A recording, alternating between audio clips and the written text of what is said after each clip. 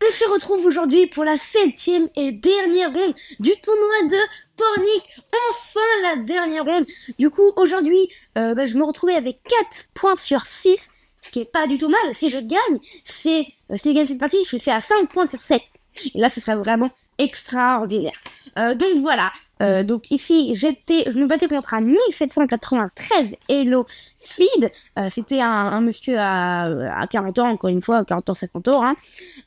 Et dès que je m'assois sur la table, je lui serre la main, donc, parce qu'il est déjà là. Et c'est la table 19.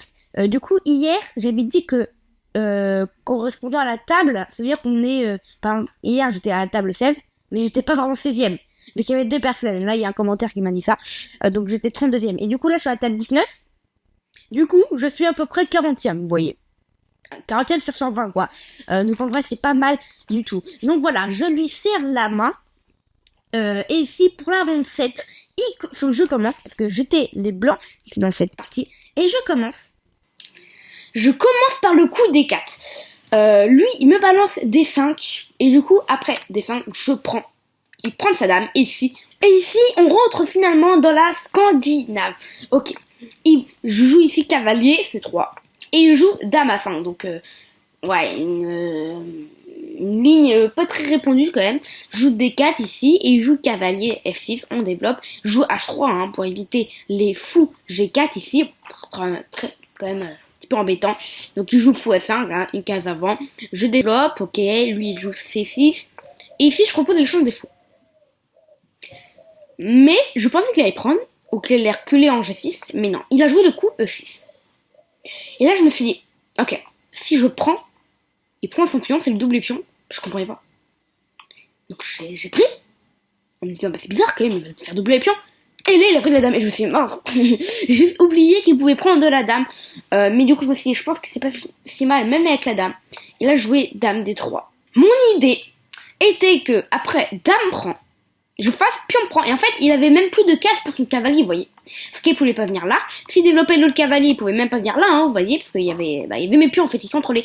Et je me suis dit que malgré mes pions étaient isolés, peut-être qu'ils vont être forts. Parce que si mon fou, il vient protéger ça, ça peut être très très très bien. Ici, il joue cavalier D7. Donc je joue fou G5, il joue fou D6, je fais grand roc, et là en fait je me dis, bah, en fait ça va là. Je prends, il prend, et d'ailleurs je fais un petit peu qu'il prenne pas du son cavalier, parce que maintenant lui aussi ses pions sont doublés. Du coup j'aime ça. Et ici je joue tour 1.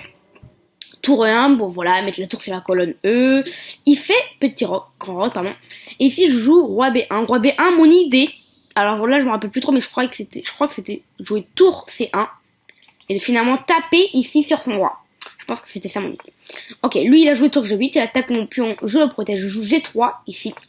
Et après un coup de cavalier, je joue H4. Bon, H4, mon idée c'est juste de former un groupe très solide on va dire. Et cavalier B6, j'aimais pas ce coup. Parce qu'en fait, KB6 c'est bien pour lui, parce qu'en fait il peut venir, il menace de venir en D5 quand même. Il menace aussi de venir peut-être en A4, hein, après que j'ai bougé mon cavalier en C3. Mais il bouge son fou. Et là j'ai une idée. Là je me dis que si j'arrive à mettre un cavalier là, c'est méga beau. Parce que finalement j'attaquerai son fou, son pion, et il peut même pas prendre parce que finalement il y aurait tour prend. Et là j'aurais le contrôle de toutes les cases. Et du coup je me suis dit, allez, on va essayer de faire ce plan. Du coup ici je jouais tour C1. Mon idée c'est d'après remettre l'autre tour, vous voyez, en E1 et de finalement avoir les deux tours qui sont au 5 quoi, on va dire. Ok, lui il développe bizarrement, il joue C8, ok, cavalier D1. Mon idée, c'est de jouer cavalier E3 et cavalier F5. Simple, hein. Ici, il bouge son cavalier en D6. Et je viens ici en E3. Mais le truc, c'est que là, je peux plus venir en F5 parce qu'il y a son cavalier à lui. Et je suis sûre qu'il a même pas vu, mais je sais pas. Mais... Et là, il bouge son cavalier. Mais je me dis, mince. Sur cavalier là, j'ai réfléchi à ce coup. Mais je me suis dit que sur cavalier là, il y avait pion prend. Et en fait, sur tour prend, après il y a cavalier prend, vous voyez, sur cavalier prend, il y a tour prend. Et finalement, je me suis dit qu'à ce moment-là, après tous les échanges, je savais pas trop, mais après je me suis dit qu'il y avait tour là, vous voyez, peut-être pas tour là, mais tour là, là. Et là, ça devient très embêtant avec la tour qui attaque tout, en fait. Donc voilà, j'ai pas voulu faire ces échanges-là. Je me suis dit, ok, on va faire simple. On va faire tour C4. Défendre pion, je me suis dit, ok. Lui, il double. Je me suis dit, bon, je peux toujours pas jouer cavalier F5 parce que maintenant, on s'en fout, il est protégé. Donc là, ça commence à me saouler. Je joue à A4. A4, mais très vite, genre. Et je le regarde, et lui, il a pas l'air très méfiant. Genre, il dit, ok, bon, c'est un coup comme les autres. Et il joue cavalier C7. Café 7. À partir de ce coup, j'ai plus que 6 minutes et lui, il doit en avoir 7. Il doit en avoir 7. Je joue cavalier G2 donc. Donc cavalier G2, on part cavalier F4 quoi. Mais là, il joue cavalier D5 et je me dis mince, j'ai pas cavalier F4 parce que sur cavalier F4, bah, il doit avoir cavalier prend et finalement il me double les pions et ça va pas. Du coup, bah, je suis revenu. Mais là, la barre est défendre malade et là en fait, enfin, je sais pas si vous vous rendez compte, mais là, j'ai joué cavalier G2 pour rejouer cavalier E3, donc ça sert complètement à rien. J'ai perdu 2 tempos finalement. Donc il joue cavalier B6, joue tour C2, et il prend mon pion. Parce qu'effectivement, ici, il attaquait ma tour, et mon pion. Et là, je suis en train de me dire, alors là, rien ne va. Rien ne va. Pourquoi? Parce que j'ai un pion de moins. Il y a ce pion-là qui est isolé, qui va se faire attaquer par tous les coins. Il va doubler les tours, il va tout attaquer. Il peut tout avancer vers ses pions, lui, il peut les avancer comme il le veut. Et son cavalier va venir en B6, en D5, et ça va être mort. Du coup, à partir du coup de cavalier K, je me suis dit, bon, là, faut faire quelque chose. Je joue cavalier C4 en me disant, bon, il peut pas jouer cavalier B6, sinon je vais doubler ses pions. Et je joue cavalier B6. Et je me dis, mais attends, cavalier prend, pion prend. Et j'ai l'impression que je suis peut-être pas gagnant, mais que ça revient un petit peu plus à l'égalité, quoi. Alors que non, pas du tout, en fait. Ça revient à 0,1 à égalité. Mais en fait, là, je trouve pas de truc. Je joue tour 4 pour défendre le pion, mais là, il balance à 5. Je joue tour E1, mais là, il double les tours. Et finalement, là, ça va trop, il y a trop de pression. Je rejoue tour E4 ici, je sais pas du tout quoi faire. Il balance en pion en F5, je rebouge ma tour. Il joue fou F6, et ici, j'arrête de noter. Ici, j'arrête de noter, malheureusement, je manque 3 minutes, et lui, il avait 5 minutes, peut-être.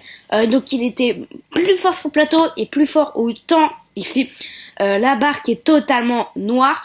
La partie s'est déroulée comment? Bah, en fait, tout simplement, j'ai mes pions qui étaient doublés, je les ai malheureusement donnés à un moment. Là, le pion, il était donné au prochain coup. J'ai dû jouer un coup comme tour C4, vous voyez, et après, fou prend, il a tout pris.